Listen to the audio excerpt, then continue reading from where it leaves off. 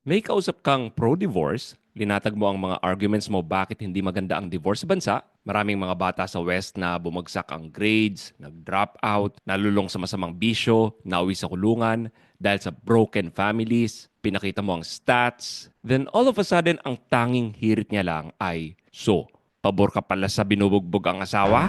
Annoying, I know. Don't worry, in this episode, sasagutin natin ang paratang na yan. At sakto dahil recently ay may lumabas na video ng asawang lalaki na bugbog sa kanyang asawang babae. What are your thoughts on this? Join the discussion at the Sentinel PH Facebook page. Violence against women is a serious crime. Kung may kakilala kayong binubugbog ng asawa, tumawag kayo sa kinaukulan.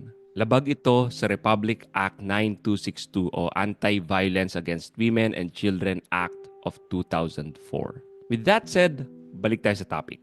I personally think na may provision na sa 1987 Philippine Constitution para sa ganitong mga hard cases na hindi na natin kailangan ng divorce sa bansa. And if you watch until the end of the video, pag-uusapan natin yan.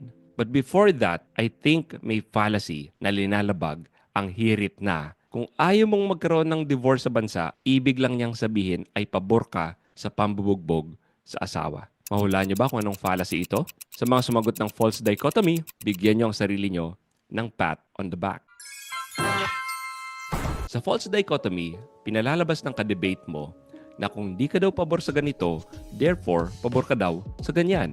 Na para bang dalawa lang ang options. Now, nais ko lang sabihin na even though fallacious ang hirit, ang totoo niyan, it doesn't take away the fact na may mga asawang nabubugbog nga. And my heart still bleeds for them. Kung isa ka sa mga ito, I would like you to know na kami sa side na lumalaban sa divorce, don't take your case lightly. I am a member of the Super Coalition Against Divorce at ilan sa amin ay umattend ng mga meetings listening to their stories, to the stories ng mga nabugbog ng asawa. I personally know a person whose ministry is to tend to the poor at may pamilya siyang inaalagaan, binibisita ng misis ay binubugbog ng asawa. Alam nyo, kapag tinanong ang mga victims ng violence against women, kung ilan sa mga naka-experience ng pangbubugbog ay nawi talaga sa pagsasampa ng kaso sa mister nila, walang nakakasagot. Marami daw kasing barangay at polis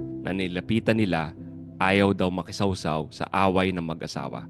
Kahit clear case ng VAWC. Ang malungkot dito ay lumalabas na broken ang anti-VAWC law. Marami itong pagkukulang. Ngunit hindi sagot sa isang batas na hindi maipatupad-tupad ang gumawa pa ng isa pang batas. Dahil sa hindi maipatupad ang VAWC, hindi sagot na gumawa pa ng divorce law. Magiging band-aid solution lang ang ginagawa natin. Ano yun? Hindi nyo nga maipatupad itong isang batas na supposedly protekta sa mga kababaihan, what makes you think na itong kahaliling batas ang sagot sa mga suliranin nila? And besides, sa mga nagsasabing mura lang ang divorce, hindi po totoo yun.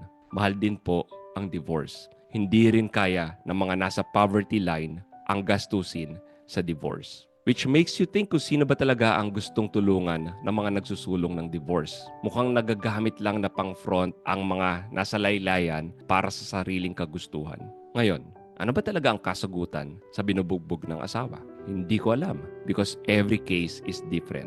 Walang blanket answer sa tanong na ito. However, kung ano man ang sagot, sigurado ako na hindi sagot ang makabalik si Mrs. sa dating scene sa lalong madaling panahon. Which is yun lang naman ang lamang ng divorce kay legal separation and annulment.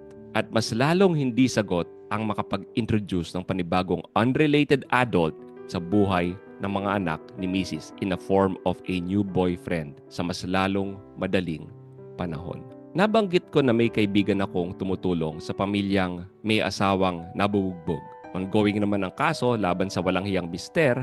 Ngunit alam niyo ba na sa isip ni Mrs., gusto niya lang matigil ang pambubugbog at makulong ang asawa.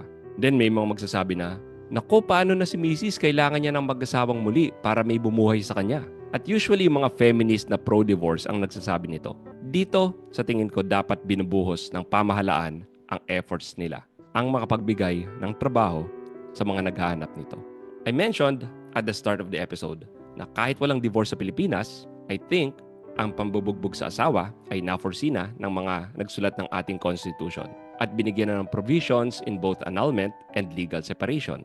In fact, kung chronic woman beater ang isang lalaki at obvious na may problema siya psychologically, to a point na madaling ma-prove ito na hindi siya of the right mind nung ginawa niya ang vows sa simula ng marriage, I would advocate for an ease of annulment sa case na yon.